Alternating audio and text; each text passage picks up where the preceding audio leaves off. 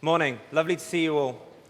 It's a pleasure to be with you today. As you maybe know, we have just started a new series looking at, inspired by, I should say, this book.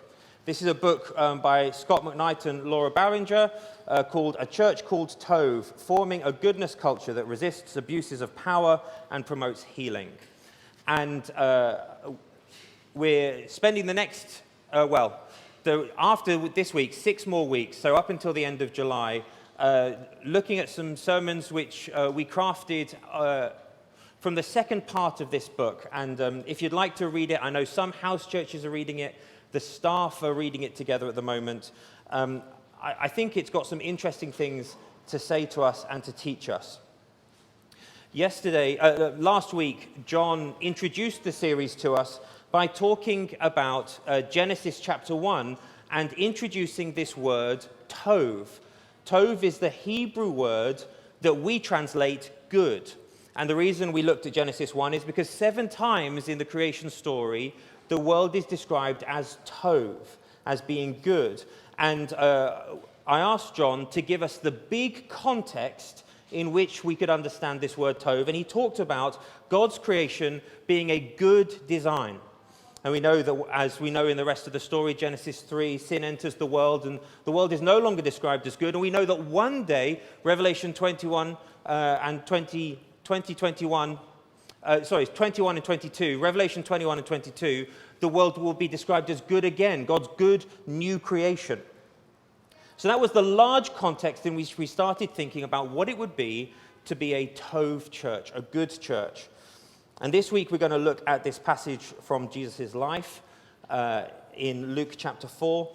And then we're going to spend the rest of the series in the epistles. And we're going to look at examples when Paul is inviting the church to be good. And he does it through a number of different ways.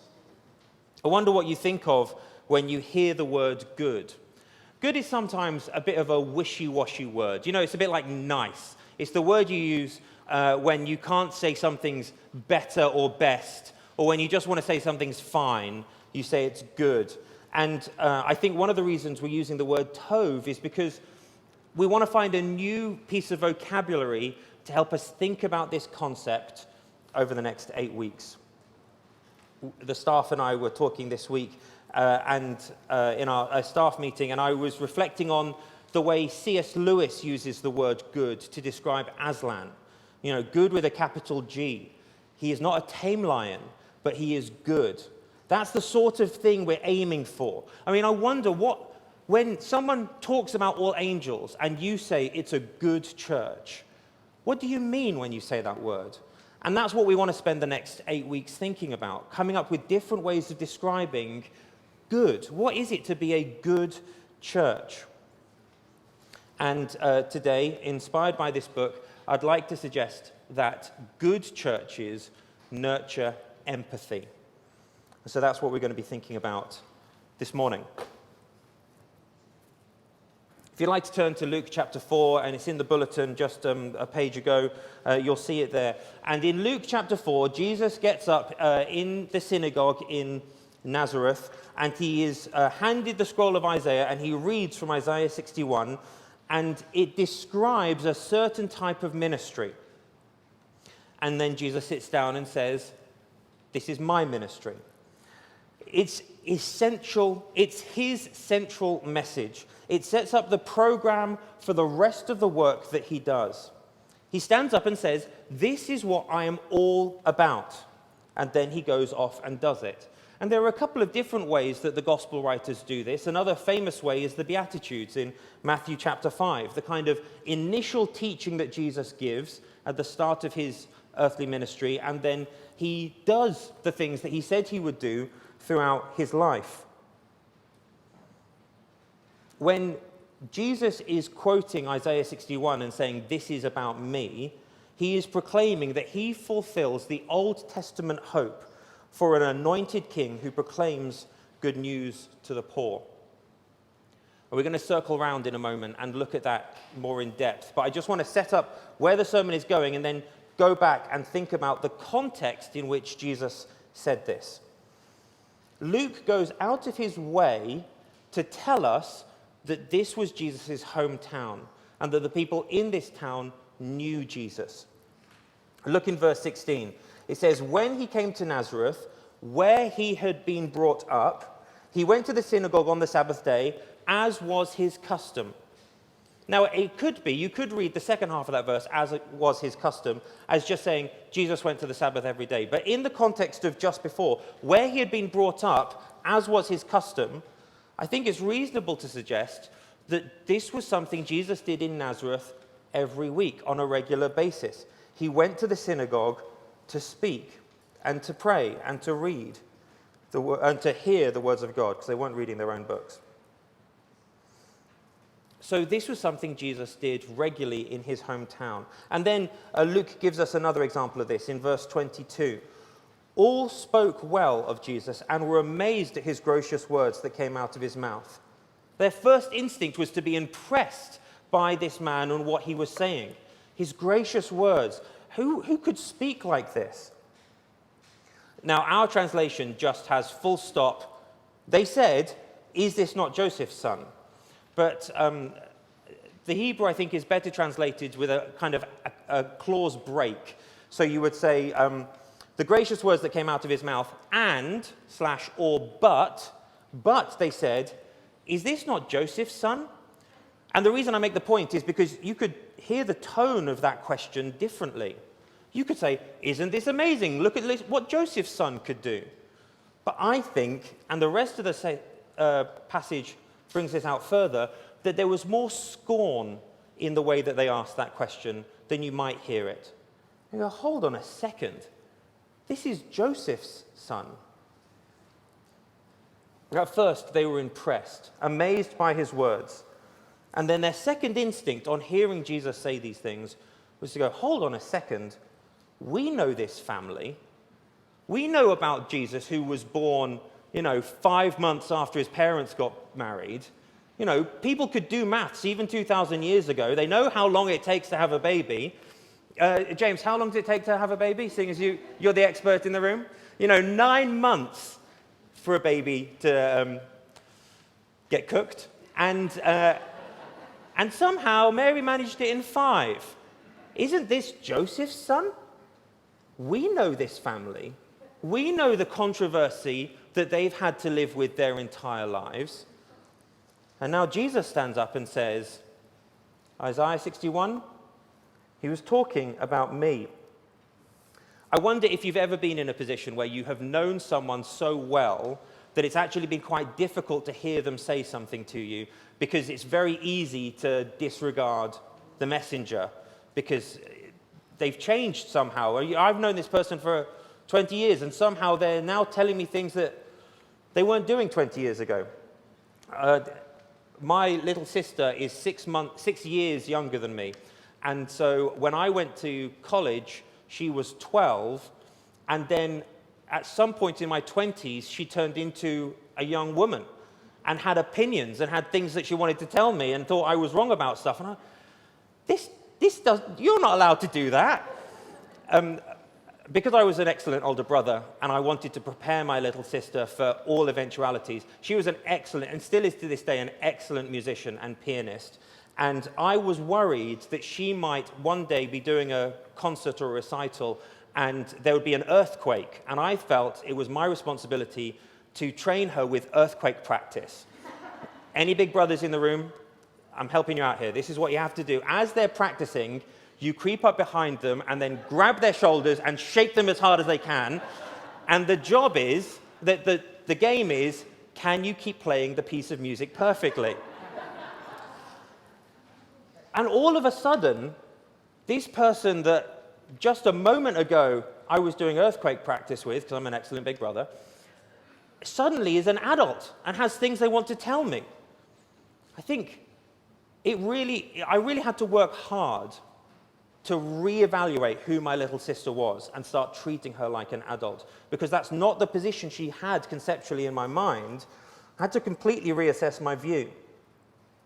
Now, that's close to what was happening in Nazareth, except Jesus wasn't suddenly telling me she was Israel's holy anointed one and Messiah. She just had opinions about politics I disagreed with. Jesus stands up in front of this community that know him and that know the controversial things about his family that he has lived with all his life, and stands up and says, Isaiah 61, that's talking about me. Today, this scripture has been fulfilled in your hearing.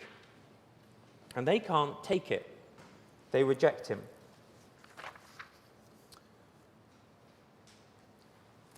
The incarnation is our theology of God's proximity and his empathy. The incarnation is the theology from where we find out that God is proximate with us and empathizes with us. Let's look at Isaiah 61. Isaiah 61 comes at quite near the end of the book of Isaiah. It's 5 chapters from the end. Isaiah is broken up into 3 chunks. By far the largest chunk of Isaiah is, I keep bouncing between the American and the British pronunciation of the book Isaiah, and it's every time it trips me up. The first chunk of the book of Isaiah is before the exile takes place. And it's Isaiah warning the people of Israel, you have to stop behaving the way you're behaving. You're not being just. You have idols everywhere. You're not worshiping God the way you want to. And if you keep doing this, judgment is coming. You're going to end up in exile. And then the middle section from chapter 40 to chapter 55 is the comfort passages that come in the middle of exile. And it's God saying, comfort my people. This will be okay. We're going to make it through this. There's coming out the other end. And then the people of Israel return back from exile in Babylon, and you have the final third of Isaiah. And it's a really interesting mixed bag. There's joy that they've returned to the promised land, but they're still committing adultery, and they still haven't managed to form a just community. And so there's elements of justice in there, of judgment in there, and there's this promise of one day an anointed one of Israel will come and fix it. Because we've returned from exile, we've got what we wanted, and yet we're still not the people that God has called us to be.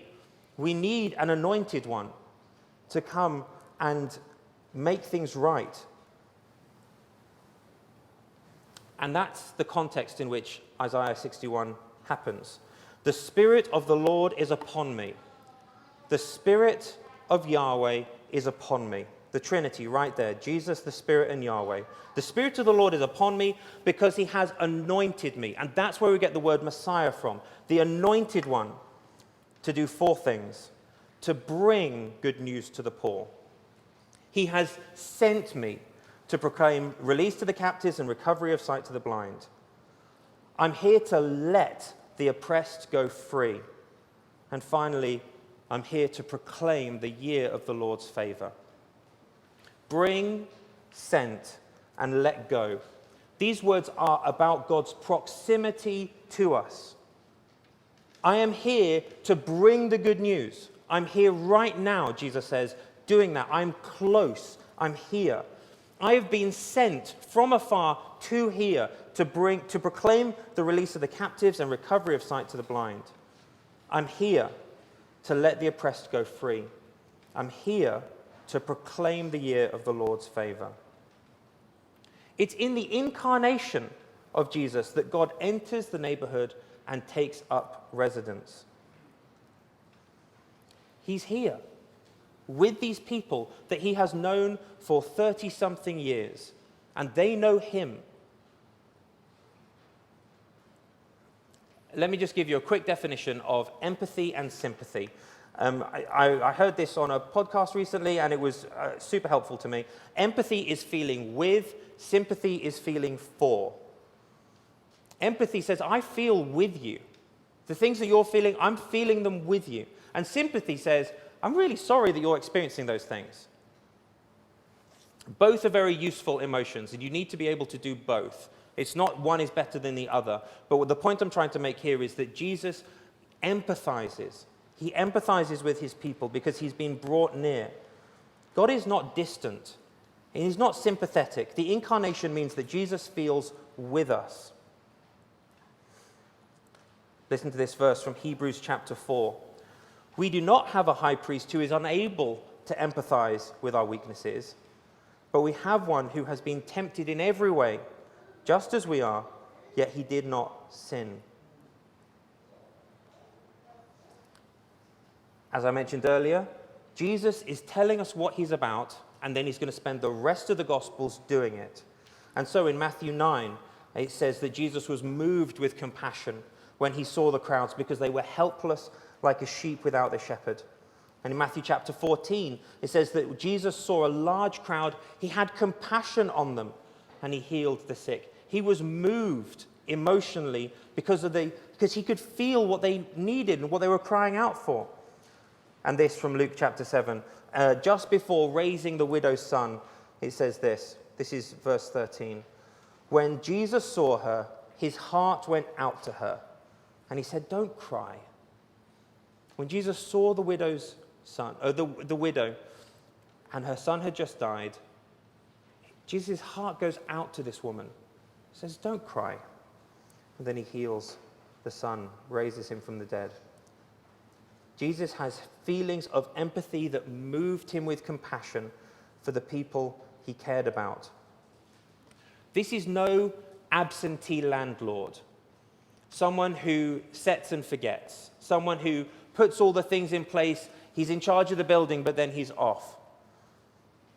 This is no divine watchmaker who has created this intricate thing, put everything in place, and just left it to its own devices to tick along on its own. This is Yahweh drawing close in Jesus to his people, moved with empathy, feeling for his beloved.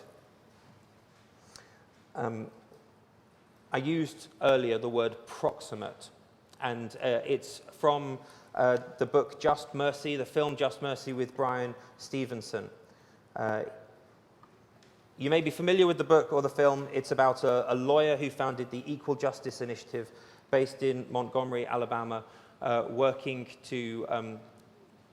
with people on death row down there and doing what he can to relitigate those cases and see people taken off death row.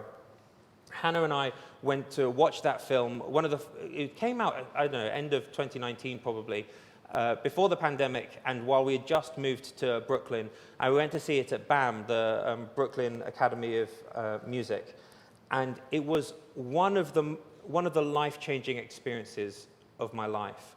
We were in a majority black audience watching this film, Just Mercy, and there was audible sobbing throughout almost the entire film as these people heard about a man who had chosen to become proximate with people on death row in Alabama. Just the most moving thing. Please do go watch the film. Brian Stevenson's challenge to the church is that we must be proximate. We must be with the poor. And what I've tried to do in this sermon is give the theological background for that. Say that Jesus is with us, and Jesus is empathetic with us. And so we have to go and be with others, feel with them. Let me just read you two quotes from TOV, from the book. The church is designed by God to be a TOV culture, filled with empathy and compassion. The church is designed by God to wrap its arms around the poor, the oppressed, and the needy of this world, because, like Jesus, we want to alleviate their pain. Another quote, churches that follow Jesus develop a culture in which they hear the cries of all the distressed, all the wounded, and respond with compassion. I want to tell you a story about someone who's, I'm just going to call him D. D was street homeless and using heroin, and became friends with Hannah and I while we were volunteering at Leeds' version of Pathways. So we've known D since September 2016. On August 2017, D phoned me up and asked if he could do a detox at my house. I'd been given a house by the diocese where I was living, and I had a spare bedroom that I couldn't say no. So he was desperate to get clean of heroin and needed a safe place to stay for the 2 to 4 weeks process of the heroin kind of leaving his system. It takes that long. And so I contacted friends of ours at the Leeds equivalent of Pathways, and we set up a safe way of doing it. There was always someone with him, particularly for the really rough first 2 weeks. And so we had a kind of, the house became a kind of 24-hour place where he was safe. He had plenty of water and food, although he didn't want to eat very much. He ended up living with me for 2 years. He lived with me right up until we moved to New York. He came to our wedding, and Dee and I would cook food together. He eventually managed to save enough money to buy a PS4, and he let me play computer games with him. We played Call of Duty, Nazi zombies, and I was never very good. We cried together an awful lot as he described to me the awful things that had happened to him as a child. And today he's one of my best friends. We talk every couple of days. He now has a partner and is a really good dad to her children. There were also times when it was really tough, times when I hated it. I'm like part-time academic, and he listens to really loud rap music all the time. He's a massive extrovert, and I need my alone time. And it was hard because he does not have great executive function, so he doesn't know, like, oh, okay, the door's closed means please don't come in. Like, and there were months when I absolutely hated it. And yet I felt the call to become proximate with this guy. And as I did, my empathy for him developed. I couldn't stop feeling for him, and it changed me. This, my friends, is the real joy of community ministries. This is the real deep magic of what goes on here. Yes, it's important. The shelter's good, the showers are good, the food is good. It's the being with people. It's the being close to them. It's the friendship making. It's the conversation. It's sharing our lives and discovering one another. That's the deep work that we do here. And that's also the bit that's really vulnerable and really hard.